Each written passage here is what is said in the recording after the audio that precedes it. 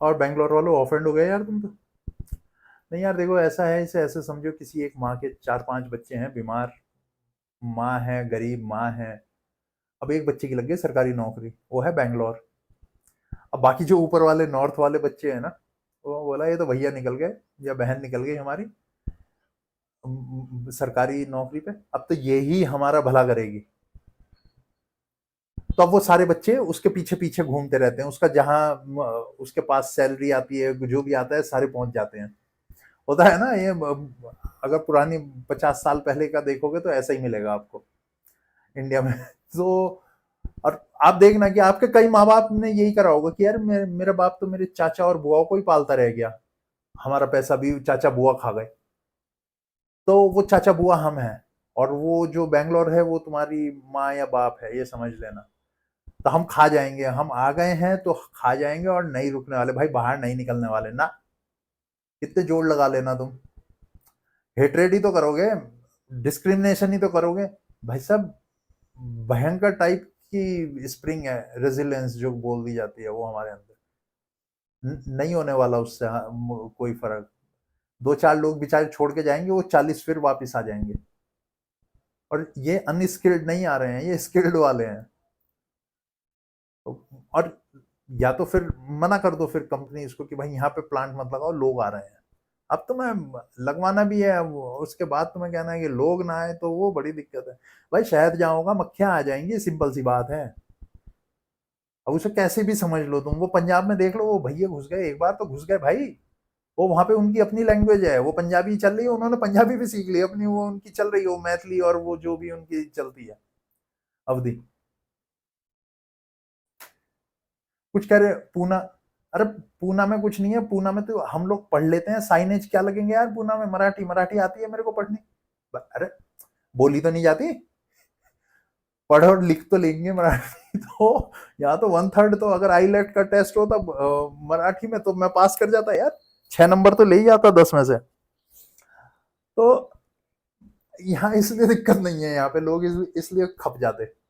ओ, बॉम्बे में भी या इधर पुणे में, यहाँ पे है, मतलब यार मैं ये नहीं कहूंगा कि सारी चीजें अच्छी चलती, दो चार 10-20% एक्सेप्शन भी रहा होगा जिन्होंने देखा होगा, लोग फिर वो ये फेलियर ढूंढते रहते अपना, कि मैं फेल हो गया तो ये बाहर वाला आके खा गया मेरी जॉब, इस वजह से हो गया, वो चलता रहता, वो चलने दो, थोड़ा बहुत तो चलता रहेगा। अब कहाँ जाए यार, वो इतने सारे लोग हैं यार, मतलब समझो 25-30 करोड़ तो यूपी में बैठे हैं, और वहां से अभी मतलब शायद 1% भी माइग्रेट नहीं हुआ। और दादा जिस दिन ये 5% माइग्रेट हो गया ना, डेमोग्राफी, तुम्हारी फूड हैबिट, तुम्हारे कल्चर, तुम्हारे सारी चीजें दबा कर देगा, सब बर्बाद। वो कुछ एक अलग ही हाइब्रिड निकलेगा, बर्बाद से in the sense different direction में चला जाएगा। मैं ये नहीं कह रहा कि वो तुम अलग हो गए, वो अलग नहीं, वो कुछ एक नया रूप निकलेगा। यहाँ पे मैं देखता पुणे में यार, वो भाकरी नहीं मिलती, वो कहते वो कोई छोटा रेस्टोरेंट बना रहा होगा, फाइन डाइनिंग वाले, तो हम तो नान बेचेंगे। अब वो आटा मैं खाता नहीं, तो बड़ी अजीब स्थिति हो जाती। मैंने यार यहाँ महाराष्ट्र में तो कम से कम मराठी कुजीन बेच लिया करो, नहीं बेच रहे वो। बोला पैसे नहीं आएंगे हमारे पास, पैसे तो हमारे को ये नान खाने वाले दे रहे हैं। ये हकीकत है, जाके देख लेना, कभी किसी मेन्यू उठा लेना होटल का, यहाँ पुणे मुंबई कहीं का भी मेन्यू उठा लेना। लोकल लोकल तो सही है, लोकल तो वैसे ही हाउस कीपिंग है, गार्ड है, या मतलब जो भी काम आप क्लास 4 को बोलते हो, वो सारे तो लोकल ही है। ये तो स्किल्ड लोगों की लड़ाई हो रही है ना। तो स्किल्ड लोग तो भाई साहब दरवाजे में लात मार के घुसेंगे, नहीं रोक पाओगे। उन्हें रोकोगे तो जो कंपनीज आ रही है वो रुक जाएंगी। आप भाई बल लगाओगे, बहुत रिजर्वेशन करोगे, तो कर लो, फिर उसके बाद जो गोरा है, गोरा पीछे हट जाएगा। गोरे को भी समझ में आता भाई ये रिजर्वेशन क्या होता, तो उनके यहाँ भी चल रहा है रिजर्वेशन, तो वो उसके वैसे ही एंटी रहते। अब मैं उत्तराखंड से आता हूँ, और बिना जाति बताए, बिना अपनी कास्ट बताए, ऊपर पहाड़ पे है ना, किराए पे मकान लेके देख लेना, जिसकी माँ ने दूध पिलाया हो जाओ भाई साहब। और अगर तुम शूद्र हो या दूसरी जाति के हो, जो वो क्लास 4 वाली कास्ट आती हैं, वैसे मकान नहीं मिलेगा तुम्हें।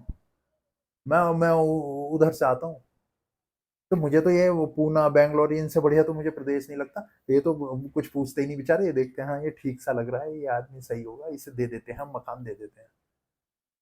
वो ठीक है, 10 महीने का किराया ज्यादा हो जाता।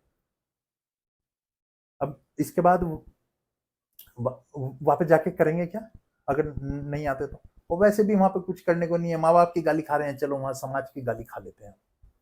यही तो होगा। अब घर पे भी तो आदमी जलील ही होता है भाई।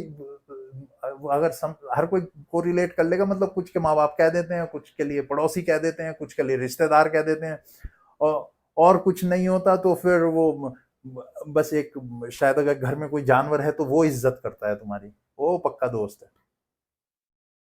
उसके अलावा तो कोई इज्जत कर नहीं रहा। अब कोई कह रहा है हिमाचल चले जाओ, अरे हिमाचल वो 1 लाख 2 लाख वहां टूरिस्ट चले जाते हो, तो वहां वो आईपीएस बेचारे वो डंडा ले लेके खड़े हो जाते भाई रोड पे ट्रैफिक चलवाने को। उनकी उनकी कैपेसिटी नहीं है ना। ना ना ना उत्तराखंड और हिमाचल के बस का नहीं है ये वाला रोग। यहाँ तो प्लेन टेरेन चाहिए, बैंगलोर मैसूर ये मैंगलोर उस टाइप का चाहिए भाई। वहां पे जाके वो कुछ होगा सेटलमेंट। इन छोटे छोटे प्रदेशों की तरफ उंगली भी मत उठाओ, ये तो बेचारे वैसे ही बारिश आती है, वो डूब गया था पिछली बार अभी बैंगलोर 6 महीने पहले सारे का सारा। मुझे पता मैं कैसे आया था वहां से। अब तो इसमें हेट्रेड मत लो यार, और ये प्रेशर है भाई नहीं रुकने वाला। लड़ाई वड़ाई मत करो, गले लगा लो, और नहीं लगाओगे तो मत लगाओ, रुकेंगे नहीं। आएंगे और भाई साहब लात मार के आएंगे दरवाजे में तुम्हारे, रोक के देख लेना फिर।